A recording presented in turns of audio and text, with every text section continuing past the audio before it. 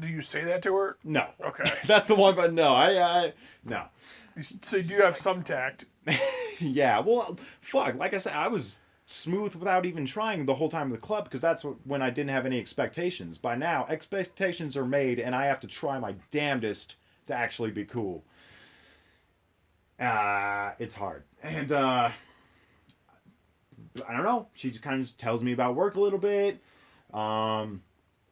She, takes the time to, take off or make off or whatever. She takes a shower and everything. She gets out. She's only in a towel and just she kind of sits down. We talk, for a couple minutes and just well, I just pull the towel off and just get to it. And it gets done for 4 hours. And you fucked her for 4 hours? Then we go to sleep. And wait, did it take you 4 hours to come? Or did you fuck her multiple times? Multiple times. Okay. And I'm not saying this because I'm a dude and dudes naturally like to brag, but I'm not going to exaggerate the number. So I'm not going to say it happened this many times, but I know for a fact that it happened at least this many times minimum. I made her orgasm at least 4 times. Some of those times back to back. Why I say orgasm, you fucking nerd? Because I'm white. I just said come, and I'm white. I guess I'm technically pink, but I fucking said it. He has cornrows and does rap. He does the raps. He does the hippity hop songs.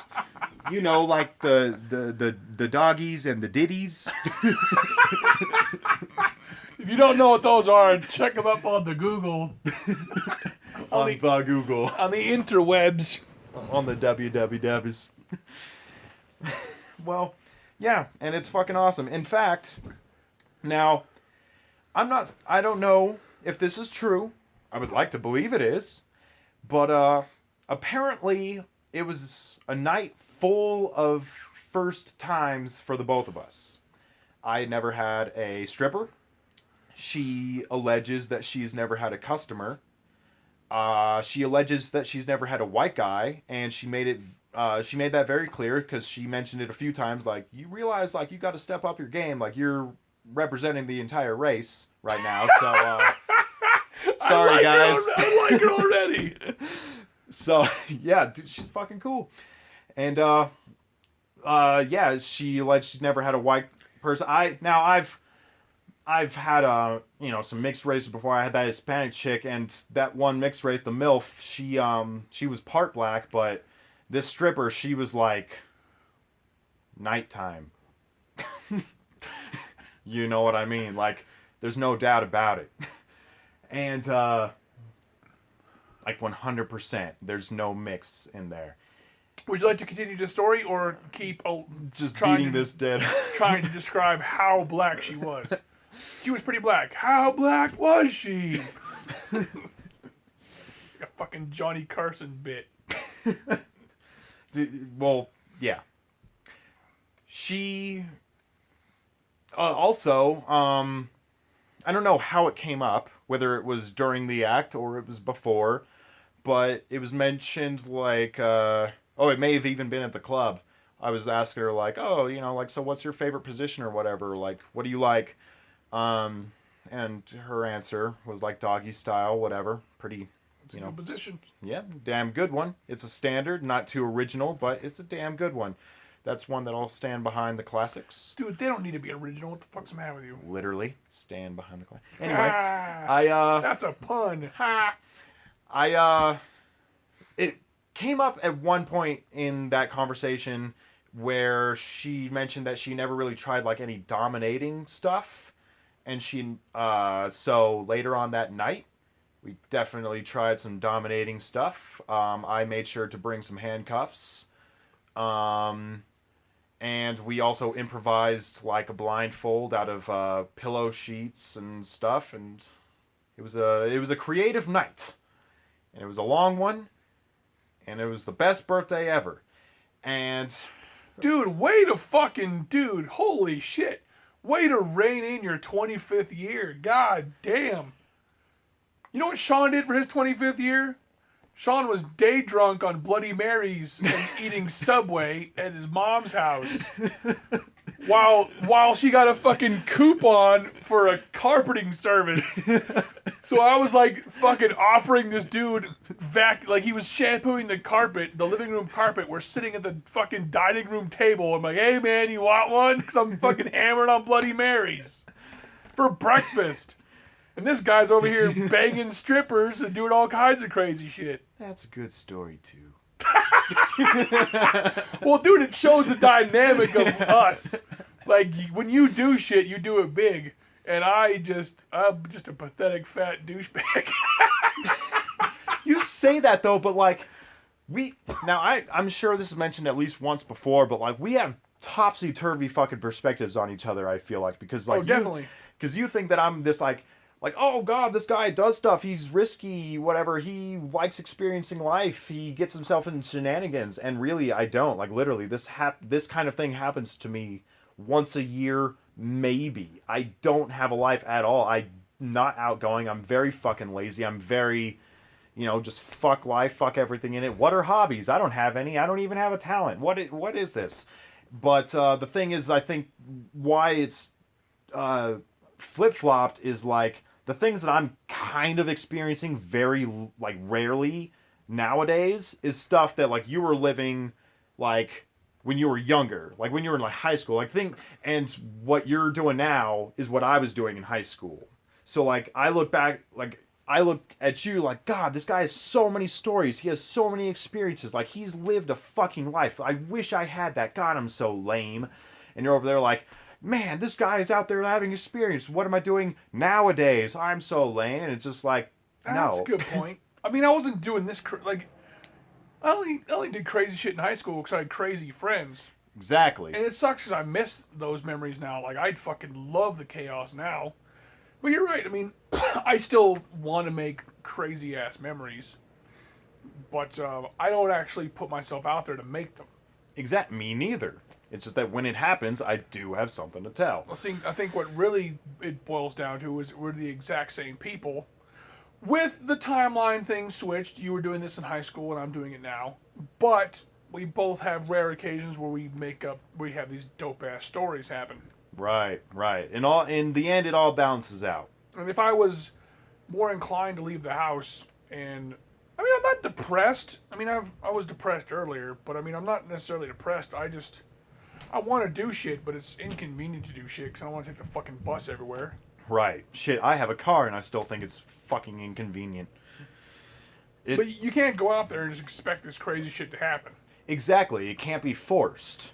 And I don't know. And that's kind of what I was alluding to earlier, is even when these things happen, every single time, it's even with the fucking story about, like, me going out to try to put myself out there and ending up with that group on that guy's 30th birthday and him being gay and him trying to take me home to get into a three-way with his boyfriend. Yeah, not the most ideal situation, not exactly what I was looking forward to that night, but I still love that story and I still love the fact that it happened because it's something that happened. It's a funny fucking story, too. Yeah, I never saw that coming when you told me it. I'd much rather be able to tell that story every night, like that happens to me every night, than to just say that, I fucking do what I usually do, which is just sit at home fucking watching reruns of a show that I've watched Bob's Burgers, fucking American Dad, whatever. So, but even with that said, every time I go outside my door, there's usually at least something that happens, or even just a see, like just a sight, like there will be something that tells me, like, God, if only I could just get out of my house once a day, even if it's for 5 minutes, I could just witness what life's all about and why it's so crazy chaotic, and like witness it for everything that I love. Because every time I do, I do experience at least one thing, even if it's teeny tiny, or I see one thing, even if it's just a brief like moment, and I just like, wow, I'm really glad I got outside my house today just to experience or see this. At the same time, the fact that you never leave the house and this shit happens rarely, like, it makes more of an impact. That's true. That's actually a really good point. I guess if I was seeing it every day, I wouldn't appreciate it as much. But it's like I don't get out as much as I do, so every time I do, when stuff happens, I'm like, fuck, man, why aren't I getting out every day? Because this is life. Like the time that I had just gotten a longboard and I went longboarding. I was coming back from Sam's house the next morning, longboarding back to my house. It was like 7 miles, and I ran into the fucking chubby ginger tweaker kid who looked like the guy from Sandlot. You can't write that shit. And that's what I'm talking about. Like, I just want to run into those situations all the time. Like, you can't write this stuff. Because that's life. I feel like if I was in the position where I was being propositioned to in a 3-way at a 30th birthday, I may have tried it out. Just at least to be nice and like, man, I don't want to ruin your birthday. No, not at all. I'm like, look, man, I've never done this before. Like, I won't take it in the ass, but I might get a blowjob, and I might fuck one of you in the ass. Maybe. I don't know, man. I mean, shit. It's been a year since I've been laid. A hole's a hole. A hole's a hole. Ain't that right, dog? I'm just kidding. I'm just kidding. Daddy doesn't push in your fudge. Does he? No. No. You never put a chocolate banana in your butt.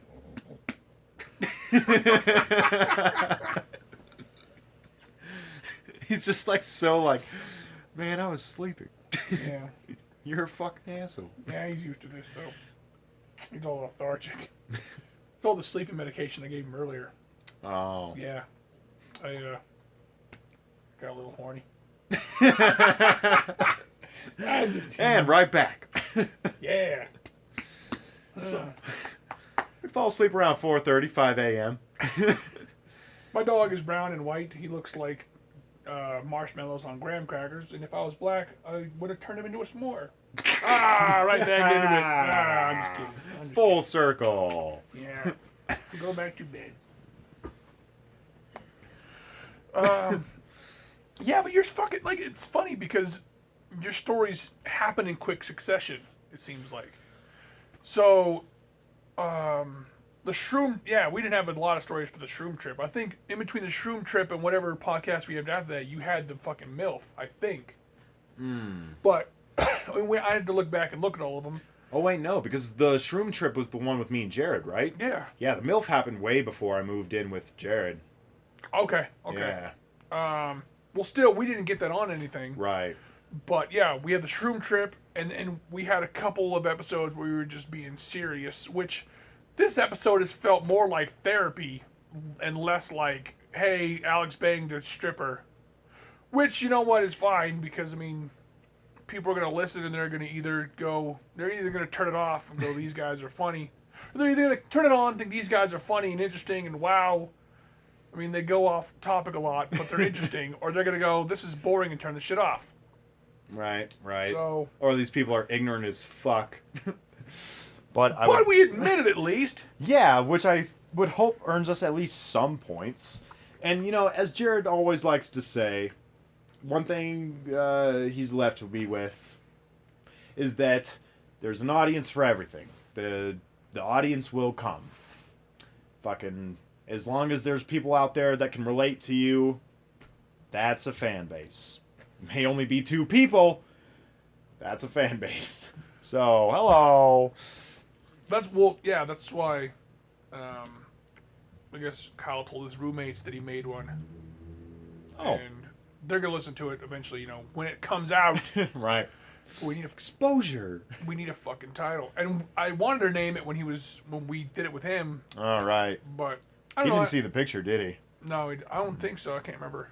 Well, I showed him because I had him on. I had the Dropbox on. Right, yeah, he's on the Dropbox, so he must have seen it.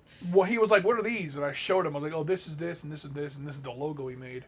You show him the picture of the fucking the grow home that was the picture. He was like, "What is there? this?" And I told him the whole story, and Rick was sitting there like, "Yeah, this is the whole story." And then they broke in, and that's what happened. See, that's another story that was on one of those. Right. Like you have these fucking stories, and then you got in trouble. We didn't do a podcast, and then you fucking went to court. We did do a podcast, and we kind of summed it up into one. But still, I mean, you have these fucking stories.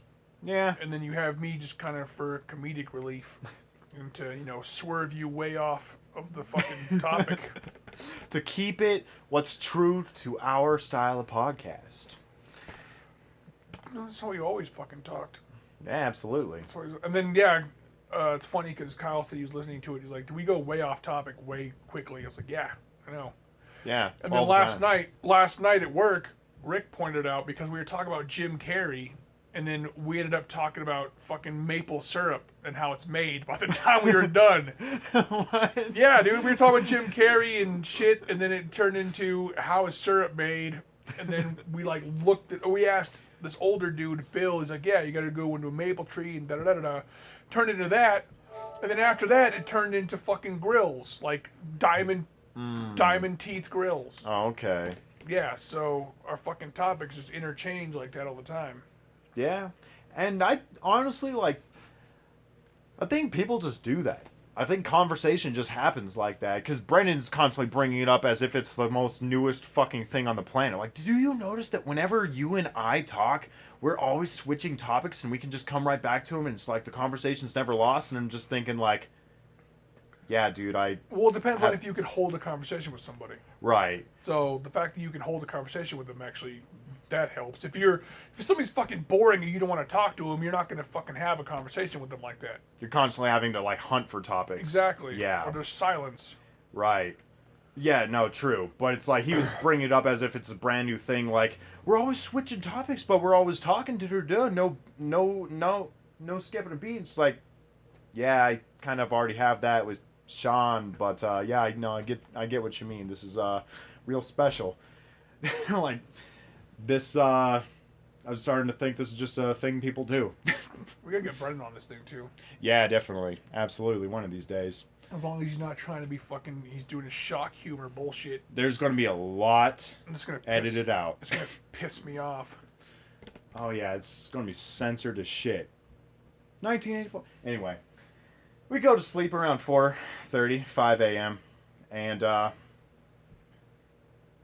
okay, so I'm sorry. I did exaggerate numbers. 3 hours, not 4. So we go to sleep around 4:35 a.m. And she's leaving for Sacramento the next day. I forget why. But she leaves, super early, 7:30 in the morning. And I'm starting... And, I'm a light sleeper, at least while there's another person in my bed because I have the issues that I do. And I have that kind of controlling, anxious nature, oh, is she leaving now? Is she leaving? And she starts to leave and I kind of wake up. I'm playing cool about it, oh, are you dipping now? Blah, blah. And I knew this was going to come. I knew this was going to happen. She would leave. That's how this goes, right? It happened. This miraculous fucking bucket list thing happened to me. I can't be greedy. Yeah, she has my number, but that was just part of this one night thing. I'll never see her again. All right, deuces, this was fun. Thank you for this invaluable experience. Goodbye forever.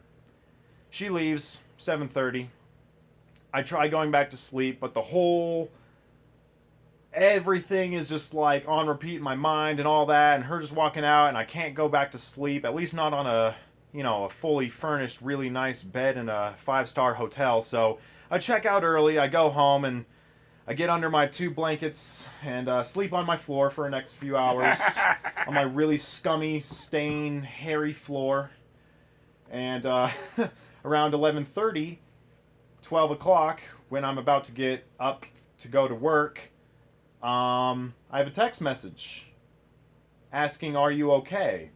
And it's from her. What the fuck? Did she mean to send this to another person? What? Oh, so I just say, "Yeah, why do you ask?" And she's like, "Oh, sorry, I guess what I meant to ask is, how'd you sleep?" And then I don't ask this. But I'm thinking, once again, why do you care? We accomplished what we set out to accomplish, right? You're done with me? This is over? Why are you still contacting me? You're the professional dancer. You could have anybody you want. I'm the lame-o, desperate white kid.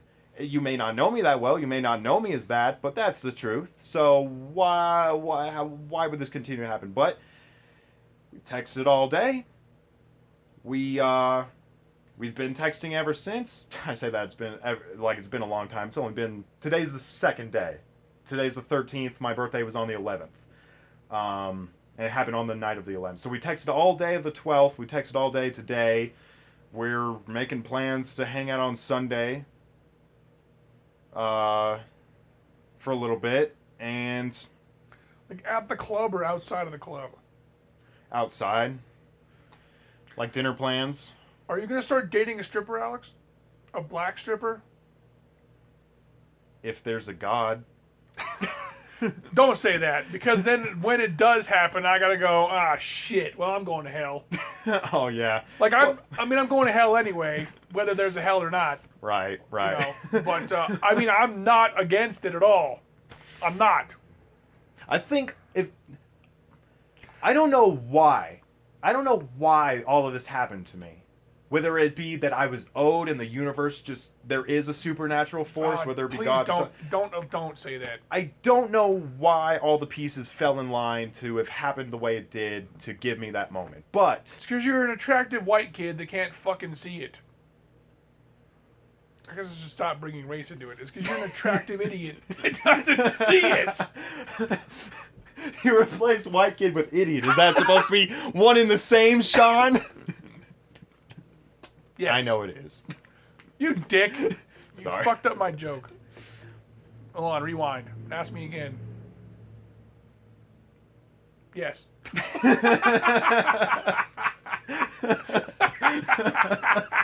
Asshole. But like I can't believe it. It's like I can't even believe that it happened and I was there. Get your fucking head out of your head. But like I couldn't believe it step by step. It's like, oh, she's giving me another dance and she must know that I'm not paying for it. That's like, this is weird. Why is she giving me a freebie? Oh, it's my birthday. Okay. Justification. And it's like, oh, why is she offering her number? Oh, it's part of the act. Okay, justification. Oh, her phone actually lit up. That's her actual number. Well, that's just all part of that. She'll change her number later, or she'll just never answer any of my texts or whatever. Whatever. Phone number means nothing. Justification. All these questions, blah, blah, blah. It's all part of the act. Just one after another. And all the way up to her being in my room. It's like, did you just need a place to stay? Like, I can't believe it. And then, on top of it all, to have texted me... After you banged her, what was your justification? Oh, it's just all part of the act. I have a justification for that, thank you very much. You would. How does a drug dealer hook you? A drug dealer gives you the first hit for free, knowing that you're going to come back and pay for it when you're addicted. Then don't do that. Don't ever go to the club again. Hang out with her outside of work. Be like, I don't go there very often. Oh yeah, no, she already knows that. But that doesn't mean that she can't still try. It doesn't mean it's still not a very smart and it's a business model that's been working for drug dealers for a long, long time. Okay, well here's how it goes. If it just seems like she just wants you to come spend money on her, then you go, okay, well I thought something may have been somewhat real here. Goodbye. You don't turn yourself into a sucker. Right. You jerk off to interracial porn like the rest of us. At least me. Have I mentioned that? Have I mentioned that enough times in this podcast or at all? I watch interracial porn. I think it's been mentioned once, twice, maybe 5 times. Yeah, well now that I feel like I've fucking in an NA meeting, Narcotics Anonymous, where I was all secretive about it, and now that I've told people, I think it's the funniest shit in the world to tell people. Not because interracial porn is funny, but the fact that people don't seem to care, and I find it funny, so I keep telling people. Right? People are just like, yeah, okay. Like, no, I'm really into it. They make jokes about it at work now. And I was like, I'm not. He's like, because I was talking about the addictions of my family, like your mom and gambling. I told him about the fucking pill you told me about that she's trying to get a class action lawsuit. Oh, right. And I was like, Jesus fucking Christ. And Dad's alcoholism. I was like, I don't think I'm really addicted to anything. Like, I don't fucking overeat. I play video games, but I can stop myself. I'm not really addicted to anything unless it's leaving the house. I'm not leaving the house. And then Rick was like, I think I know an addiction you got. It's like, what? He's like, interracial porn. And I start laughing. I was like, no, dude, I only watch that shit like on the weekends. I'm not constantly watching it. I only watch that on my every break. Yeah, fucking, my phone doesn't even see porn. I'm just not even. You could use the work phone. But, yeah, I don't know, man. There was another thing I was going to mention and all that, too. The Justifications? Yeah, maybe that was part of it, but, yeah, that was definitely a part of it. I don't remember exactly what it was, but it's just... Goddamn. I hate it. Now it's bugging me.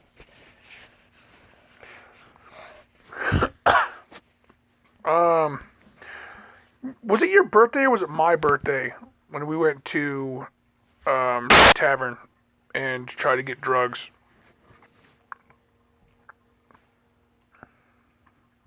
I think that was mine. Was it yours or was it just the thing we did? Was that not during that same night, the crawl? With the strip club? Did we not eventually just... Because we were ball crawling after all.